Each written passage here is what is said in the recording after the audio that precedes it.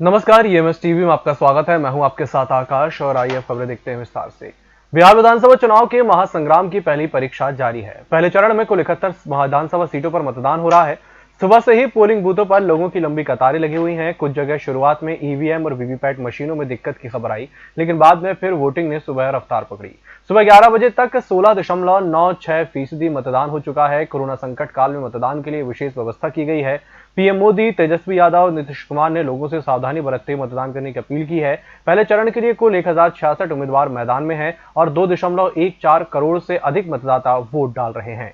कांग्रेस नेता राहुल गांधी ने ट्वीट के खिलाफ भारतीय जनता पार्टी चुनाव आयोग जा सकती है। राहुल ने आज ट्वीट कर महागठबंधन के लिए वोट करने की अपील की थी। कोरोना के चलते चुनाव आयोग ने वोटिंग का समय 1 घंटे बढ़ाया है, लेकिन अलग अलग सीटों पर वोटिंग खत्म होने का समय अलग अलग है। 4 सीटों पर सुबह 7 से शाम 3 बजे तक वोटिंग होगी। वहीं 26 सीटों पर शाम 4 बजे तक, 5 सीटों पर 5 बजे तक, बाकी 36 सीटों पर 6 बजे तक वोट डाले जाएंगे। बिहार में सुबह 7 बजे से वोटिंग शुरू हो गई थी। कई बूथों पर कोरोना से बचाव के उपाय, सैनिटाइजर, टेम्परेचर मापने के लिए थर्मल गन दिखी। हालांकि कई जगहों पर सोशल डिस्टेंसिंग नदारत रही। इसके साथ ही कई वोटरों और मतदान अधिकारियों ने मास्क पहनने में कोताही बरती। यहां तक कि लखीसराय में वोट डालने पहुंचे केंद्रीय मंत्री गिरिराज सिंह ने तो मास्क पहना था, पर उन्हें वोट डलवा रहे पीठासीन अधिकारी का मास्क ठुड्डी पर था। बिहार में 28 अक्टूबर को पहले चरण के साथ राजनीतिक दल दूसरे चरण के चुनाव की तैयारियों में जुट गए हैं। इसी कड़ी में प्रधानमंत्री नरेंद्र मोदी बुधवार को दरभंगा, मुजफ्फरपुर और पटना में चुनावी रैलियां करेंगे। वहीं दूसरी तरफ कांग्रेस नेता राहुल गांधी भी महागठबंधन के लिए दरभंगा जिले के वाल्मीकि नगर और कुशेश्वर आस्थान में चुनावी रैलियों को संबोधित करेंगे। आपको बता दें कि दूसरे चरण के लिए 3 नवंबर को 94 सीटों पर मतदान होना है।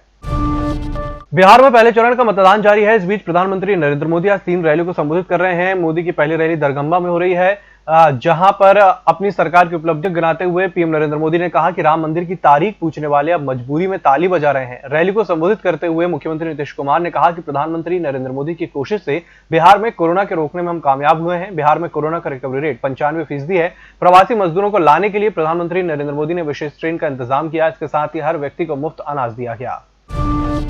आतंकी संगठन इस्लामिक स्टेट के सदस्य भारत में कोरोना, जिहाद, लोन वोल्फ अटैक, आरएसएस के नेताओं की हत्या कर दंगे भड़काना और एनेस्थीसिया का इंजेक्शन देकर बड़ी हस्तियों को मारने की साजिश रच रहे हैं। एनआईए ने इस्लामिक स्टेट खुरासान प्रांत के 5 आतंकवादियों के खिलाफ दायर चार्जशीट में आरोप लगाया है। चार्जशीट के मुताबिक 5 आतंकी नागरिकता संशोधन कानून के खिलाफ हो रहे विरोध प्रदर्शनों का इंतजाम मुस्लिमों को भड़काने के लिए किया था। बिहार में जहां पहले चरण के लिए मतदान जारी है, वहीं पटना में महागठबंधन ने बुधवार को प्रेस कॉन्फ्रेंस की। इसमें राष्ट्रीय जनता दल के नेता तेजस्वी यादव ने मुंगेर में पुलिस लाठीचार्ज का मुद्दा उठाया और प्रशासन पर जोरदार हमला किया। उन्होंने राज्य के मुख्यमंत्री नीतीश कुमार पर हमला बोलते हुए कहा कि मुख्यमंत्री, जो राज्य के गृह मंत्री भी हैं, वे क्या कर रहे थे। नेता प्रतिपक्ष ने कहा कि उप मुख्यमंत्री सुशील मोदी ने इस मामले में ट्वीट के अलावा क्या किया। प्रेस कॉन्फ्रेंस में कांग्रेस के रणदीप सिंह सुरजेवाला, शक्ति सिंह गोहिल और वाम दलों के नेता मौजूद रहे। कोरोना वायरस के टीके को लेकर बड़ी राहत मिली है। वायरस को आइसोलेट करने और गहन अध्ययन के बाद भारत में तैयार स्वदेशी टीका 90% से ज्यादा एंटीबॉडी शरीर में बना रहा है। 2 में से 1 चरण के परिणाम कंपनियों ने आईसीएमआर के साथ साझा किए हैं, जिसमें यह पता चला है कि टीका देने के बाद ज्यादातर लोगों के शरीर में एंटीबॉडी बने हैं, जो उन्हें वायरस से बचाव कर रहे हैं। पुणे स्थित एनआईवी वैज्ञानिकों की मदद से भारत बायोटेक ने कोवैक्सीन नामक टीका तैयार किया है।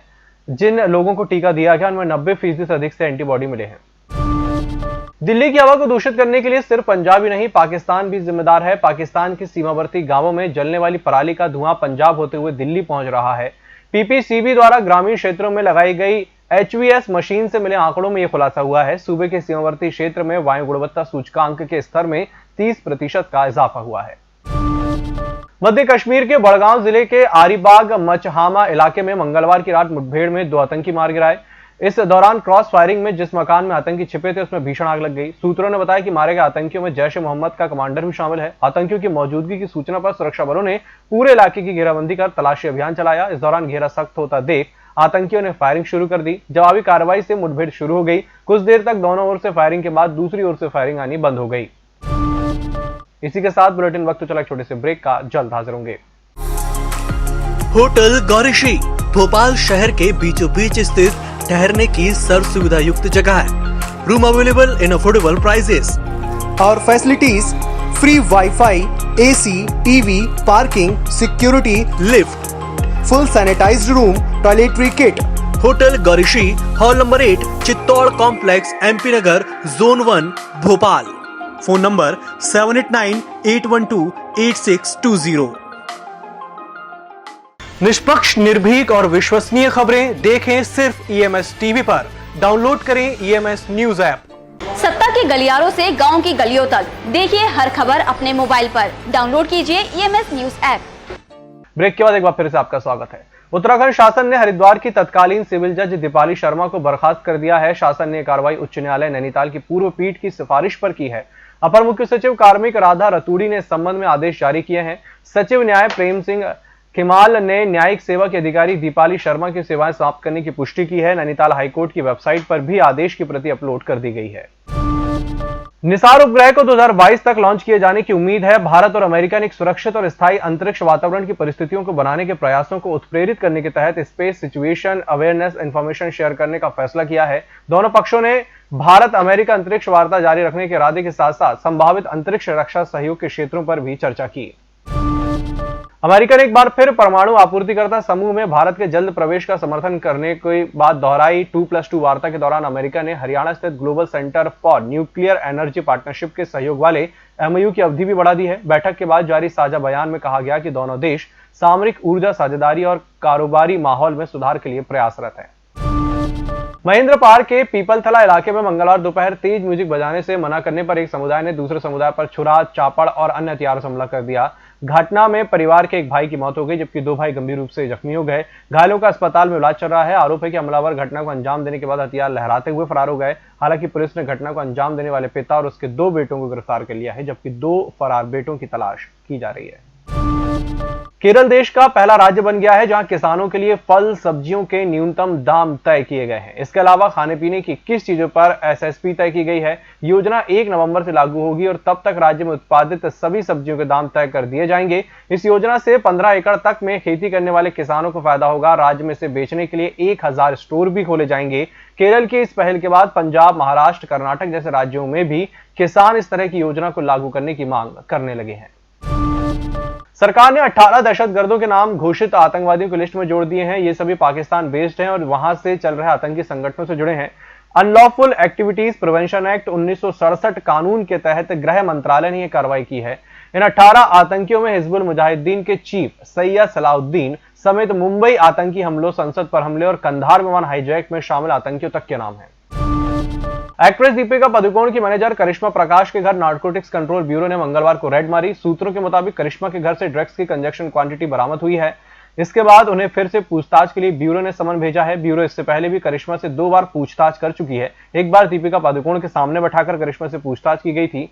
जानकारी के मुताबिक करिश्मा अपने घर पर नहीं मिली। इसके बाद ब्यूरो ने घर पर समन चस्पा कर दिया। ब्यूरो सूत्रों की माने तो करिश्मा का नाम कुछ ड्रग्स पैडलर ने अपनी पूछताछ के दौरान लिया था। भाजपा के राष्ट्रीय महासचिव और महाराष्ट्र सरकार में पूर्व मंत्री पंकजा मुंडे ने कोविड-19 संकट के समय में राष्ट्रवादी कांग्रेस पार्टी के अध्यक्ष शरद पवार के कामकाज के लिए उनकी प्रशंसा की है। पवार ने हाल ही में राज्य के बारिश और बाढ़ प्रभावित क्षेत्रों का दौरा कर नुकसान की समीक्षा की थी।